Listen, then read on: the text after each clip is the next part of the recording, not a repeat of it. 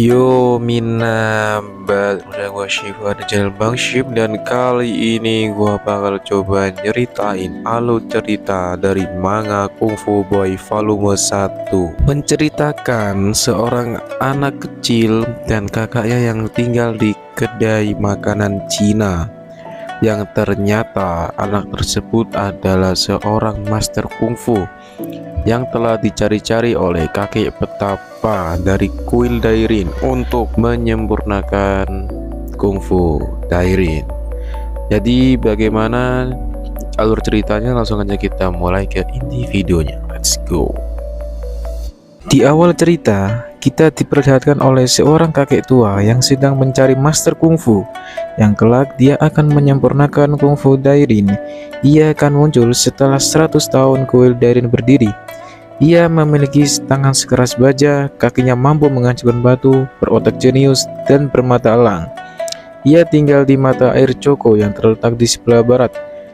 Ia memiliki ciri-ciri berupa tai lalat di keningnya. Di pertengahan jalan, kakek itu melihat seorang anak yang sedang dimintai tolong oleh kakaknya untuk membelah kayu bakar dan membuat sumpit dari kayu yang nantinya digunakan kakaknya untuk memasak. Lantas, anak itu langsung mengiyakan permintaan dari kakaknya itu. Di sini, anak itu tampak kebingungan bagaimana cara membuat sumpit dari kayu tanpa alat apapun. Namun, secara mengejutkan, anak itu langsung memotong kayu itu dengan tangan kosong, yang membuat kakek petapa itu terkesima dengan aksi anak itu. Bukan hanya itu saja, seusai membuat 100 sumpit, kakaknya langsung meminta adiknya itu untuk mengisi air ke dalam gentong. Namun, setelah anak itu mengecek gentongnya, tidak ada air. Lantas, ia langsung pergi ke sungai untuk mengisi air. Lalu, kakek petapa itu melihat anak itu membawa banyak ember dan bertanya, apa yang akan dilakukan anak itu? Segera, anak itu langsung mengisi ember-ember itu dengan air dengan sangat cepat.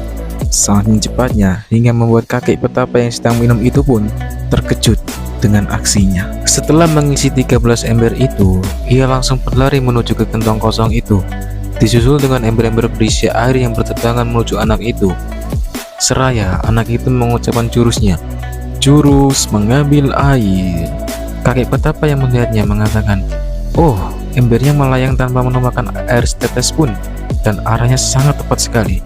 Sambil anak itu mengisi gentong kosong, kakek itu berkata, seperti membelah kayu tadi, dia melakukan semuanya dengan santainya. Pasti dia bukan orang sembarangan, jago kungfu yang akan muncul setelah 100 tahun kuil Dairin berdiri. Mungkinkah aku harus membuktikannya, ujar kakek itu. Setelah mengisi gentong kosong itu, Jinmi mengajak Goku untuk makan siang. Namun, tiba-tiba kakek petapa itu berjalan menghampiri Jinmi dan Goku berada sambil meminum sake. Dengan keadaan mabuk berat, kakek petapa itu tergeletak di bawah pohon. Hadeh, dasar kakek tua. Kemudian kakek itu dihampiri oleh Jinmi dan Goku yang melarangnya tidur di bawah pohon sambil mencium aroma sake yang kuat. Jinmi tiba-tiba diserang oleh kakek petapa itu. Lantas, Jinmi merasa kebingungan dengan aksi kakek petapa itu. Sambil terus menghindari pukulannya, Jinmi terus-menerus meminum botol sake kakek petapa yang tumpah di udara itu. Ternyata Jinmi sangat menyukai sake yang dibawa kakek petapa itu. Dengan wajah keheranan melihat Jinmi bisa menghindari semua pukulannya, kungfu dewa mabuku apakah sudah luntur? Ujar kakek petapa itu. Jinmi yang melihat kakek petapa meminum sakenya, Jinmi dengan kungfunya segera berlari menuju kakek petapa hanya untuk meminum sakenya. Lalu kakek petapa itu mengakui bahwa Jinmi adalah orang yang jago kungfu. Namun kakek petapa tidak menyerah. Dia terus menyerang Jinmi. Dia terus menyerangnya, tapi dengan mudah Jinmi menghindari pukulan dari kakek petapa. Setelah meminum banyak sake, Jinmi menjadi mabuk dan terjatuh. Tapi dengan sigap, kakek petapa langsung menangkap tangan Jinmi dan mengatakan, kenapa? Kukira dia lebih kuat. Lalu kakek petapa memeriksa apakah Jinmi memiliki tahi lalat di keningnya, seperti ciri-ciri orang yang telah dicarinya selama ini. Tetapi hasilnya nihil, tidak ada tahi lalat di kening Jinmi. Kakek petapa itu merasa ia salah menduga jika Jinmi adalah orang yang sedang dia cari-cari. Lalu kakek petapa terkejut jika sakenya habis diminum Jinmi selama pertarungan tadi. Di kedai makanan milik kakak Jinmi ada dua orang botak dan kakek petapa yang sedang makan. Namun dua om-om botak itu pergi tidak mau bayar. Setelah kakak Jinmi menagih uang makan mereka, mereka malah ngotot untuk tidak membayar.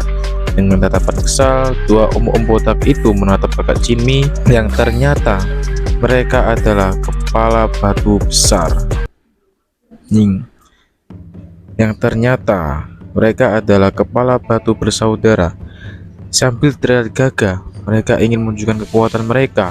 Om-om botak itu menatap sebuah meja yang terbuat dari batu. Lalu ia membelah meja itu dengan sundulan mautnya. Lantas, hal itu membuat kakek petapa yang melihatnya merasa kagum dengan sundulan om-om botak itu. "Hei gadis kecil, masih ada urusan lain tidak?" ujar om-om itu.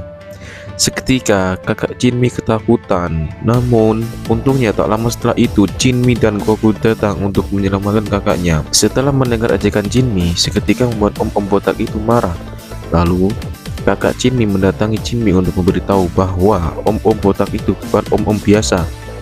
Mereka adalah kepala batu bersaudara. "Lihat saja sundulan tadi," ujar kakaknya. Namun Jinmi tidak takut sedikit pun dengan om-om itu. Kakek petapa yang melihat Jinmi bertanya, "Apa yang akan dilakukan anak itu?"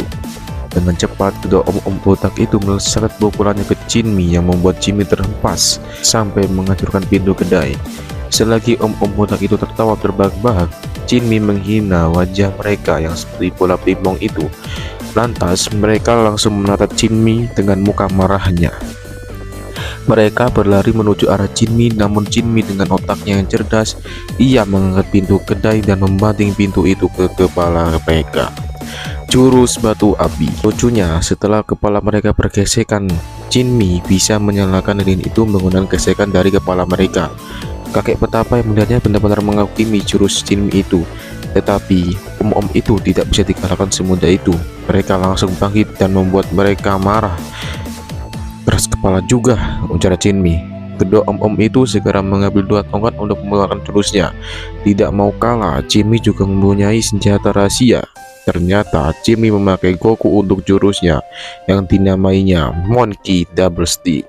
Lantas om-om botak itu bertanya-tanya kenapa ia memakai monyet sebagai senjatanya. Apakah ia sedang merebutkan kita? Jinmi langsung memulai jurusnya dengan mengambilkan Goku layaknya tongkat.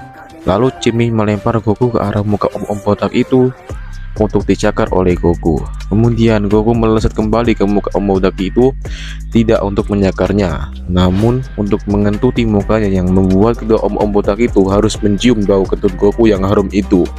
Setelah Goku mengentuti om-om itu, Jinmi mengambil kuda tongkatnya, tapi ternyata om-om botak itu masih mempunyai jurus rahasia lagi yang bisa menghancurkan batu apapun. Sambil berlari menuju Jinmi, mereka menyebutkan nama jurusnya, jurus kepala peluru penghancur batu. Bukannya menghindar, Jinmi malah mengejek wajah jelek mereka. Ketika om-om botak itu sudah dekat dengan Jinmi, dengan cepat Jinmi lompat ke atas batu besar dan kedua om-om botak itu menabrak batu besar yang membuat batu besar itu hancur.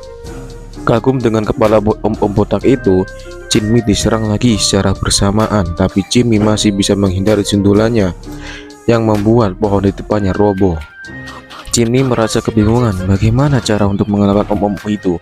Dengan cepat om-om itu menyundul Jinmi dan berhasil mengenai kaki Jinmi. Tidak menunggu lama, kedua om-om itu menyerang Jinmi lagi dengan membuat Jinmi tidak berdaya dan terpental jauh. Sebelum om-om itu menggunakan jurus terakhirnya, Jinmi mengambil kedua sumpit sebagai senjatanya. Ternyata sumpit itu digunakan Jinmi untuk menarik kumis kedua om-om itu dan melemparkannya ke atas, yang membuat kedua om-om itu mendarat di sebuah gentong kosong dan Jinmi menyebutnya jurus kepala gentong. Selagi kepala om-om itu terjebak di dalam gentong, Jinmi langsung naik ke atas kepala om-om itu dan melompat setinggi mungkin dan mendarat ke atas kepala saudaranya dan bam, dua kepala om-om itu saling bertubrukan dengan sangat keras yang membuat kedua om-om itu pingsan. Coba saja tetapi lalatnya, pasti dia adalah jago kungfu, ujar kakek petapa yang melihat aksi Jinmi.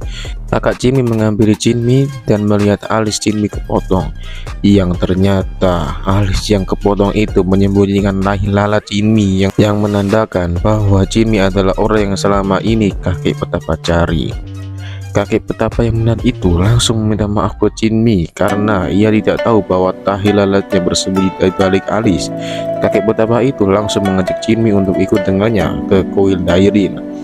Sambil memikirkan ajakan kakek petapa, Jinmi dengan malu-malu mengatakan, "Kalau aku ikut ke kuil Dairin, apakah aku bisa minum sake?" Kakek petapa yang mendengarnya langsung mengiyakan permintaan Jinmi dan akhir cerita dari bab 1 telah selesai. Oke, segitu saja untuk alur cerita komik dari Kung Fu Boy bab 1. Jika kalian ingin gua lanjut ke bab 2, silahkan aja untuk like, comment, dan subscribe. Komen sebanyak-banyaknya kalau kalian mau. Oke, jadi cukup sekian. Thanks for watching. See you in the next video. Bye bye.